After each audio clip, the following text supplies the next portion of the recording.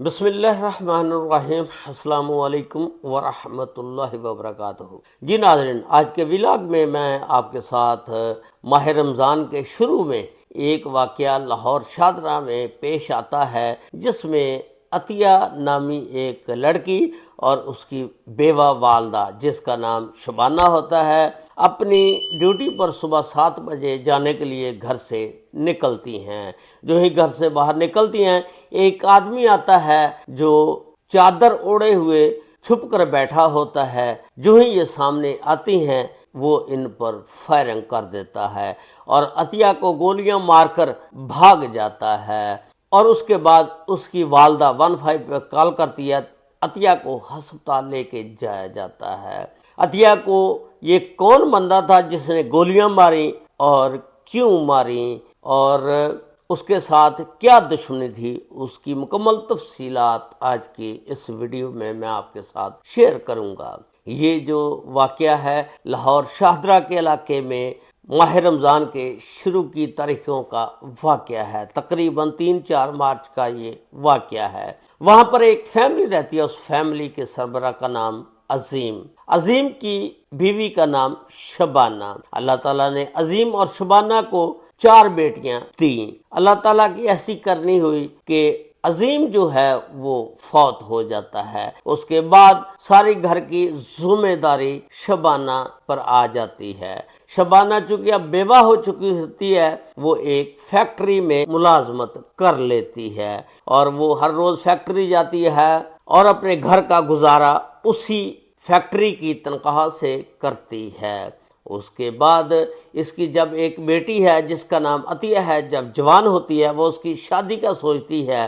جب اس کی نند کو پتہ چلتا ہے کہ یہ عطیہ کی شادی کرنے کے لیے رشتہ ڈھونڈ رہے ہیں، اس کی نند یعنی عطیہ کی پھوپھو گھر آ جاتی ہے اور کہتی ہے کہ میرا ایک لڑکا ہے خرم، اس کے لیے میں چاہتی ہوں کوئی رشتہ لے لوں اور عطیہ کو اپنی بہو بنا لوں۔ اب شبانہ کہتی ہے کہ عطیہ سے پوچھ لو، اگر وہ راضی ہے تو مجھے کوئی اعتراض نہیں۔ جب عطیہ سے پوچھا جاتا ہے تو عطیہ بھی ہاں کر دیتی ہے۔ اس کے بعد عطیہ اور خرم کی شادی کر دی جاتی ہے۔ عطیہ اور خرم کی جب شادی کر دی جاتی ہے، اس کے بعد اللہ تعالیٰ نے عطیہ اور خرم کو 2 بیٹیاں اور 1 بیٹا دیا۔ اس کے بعد یہ زندگی چلتی رہتی ہے۔ جو عطیہ کی ساس ہے یعنی خرم کی والدہ، وہ بہت اچھی عورت ہوتی ہے۔ ایک دن بیماری کی وجہ سے وہ فوت ہو جاتی ہے۔ اب اس کا جو شوہر ہے خرم، شراب نوشی بہت زیادہ کرتا ہے۔ جب اس کی والدہ زندہ تھی، وہ چھپ کر شراب پیتا تھا۔ جب اس کی والدہ فوت ہو جاتی ہے، اس کے بعد یہ سرعام شراب پینے لگ جاتا ہے۔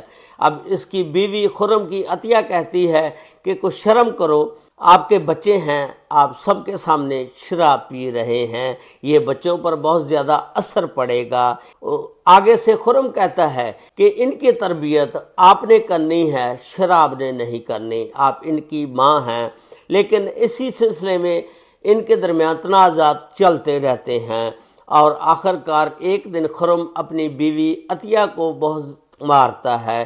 عطیہ جو ہے اپنے بچوں کو اٹھاتی ہے، اپنی بیوہ ماں شبانہ کے گھر آ جاتی ہے اور اپنی والدہ کو کہتی ہے کہ میں نے وہاں نہیں جانا، اب میں خلا لوں گی۔ اس کے بعد یہ خرم سے خلا لے لیتی ہے اور اپنی والدہ کو کہتی ہے کہ میں آپ پر بوجھ بھی نہیں بننا چاہتی، میں بھی آپ کے ساتھ آپ کی ہی فیکٹری میں کام کروں گی۔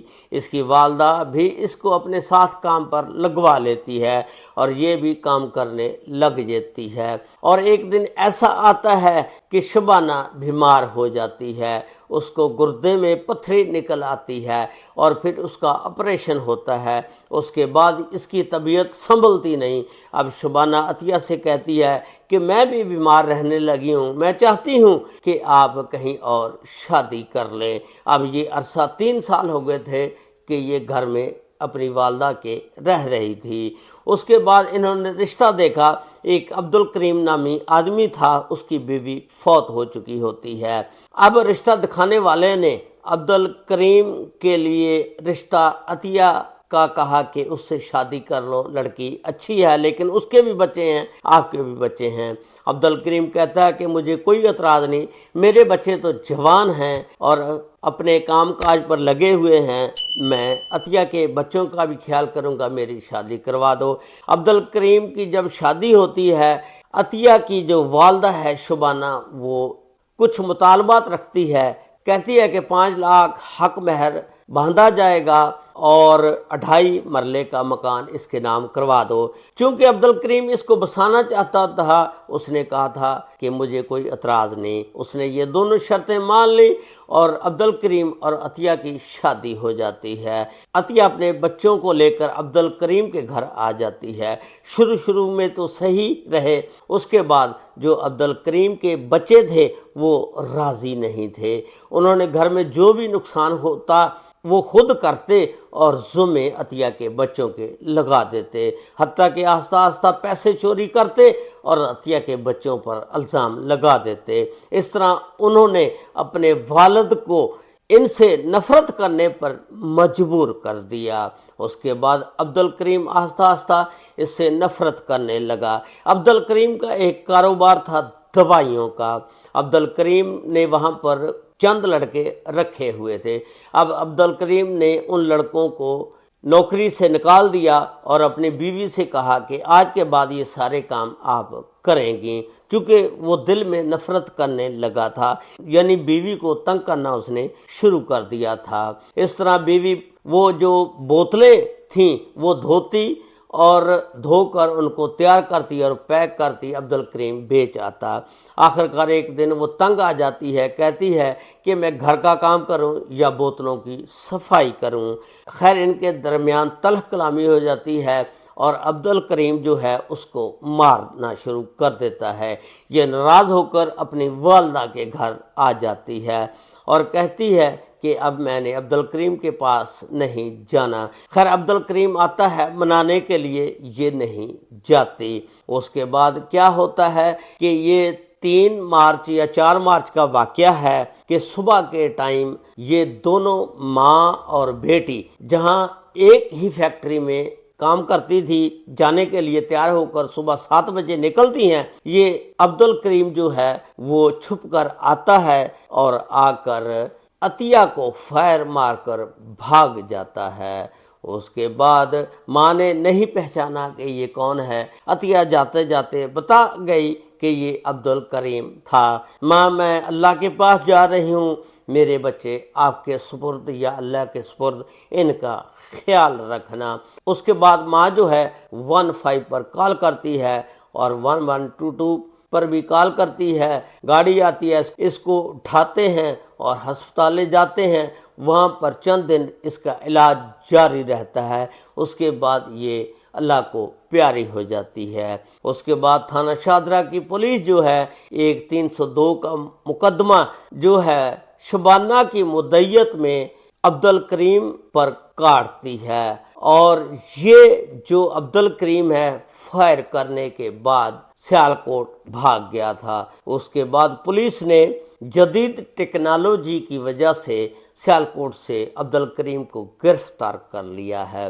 یہ ایک دلخراش واقعہ تھا کہ ایک لڑکی 2 جگہ پر شادی ہوتی ہے اس کی، لیکن اس کے نصیب اچھے نہیں، اللہ تعالیٰ کی طرف سے نکلتے اور آخر میں مار دی جاتی ہے۔ اس ویڈیو کے متعلق آپ نے اپنی رائے کا اظہار ضرور کرنا ہے اور چینل کو سبسکرائب، لائک اور شیئر ضرور کر دیں۔ اور اگر فیس بک پیج پر آپ ویڈیو دیکھ رہے ہیں، فیس بک پیج کو فالو ضرور کر لیں۔ اللہ تعالیٰ ہم سب کا حامی و ناصر ہو۔ السلام علیکم ورحمۃ اللہ وبرکاتہ۔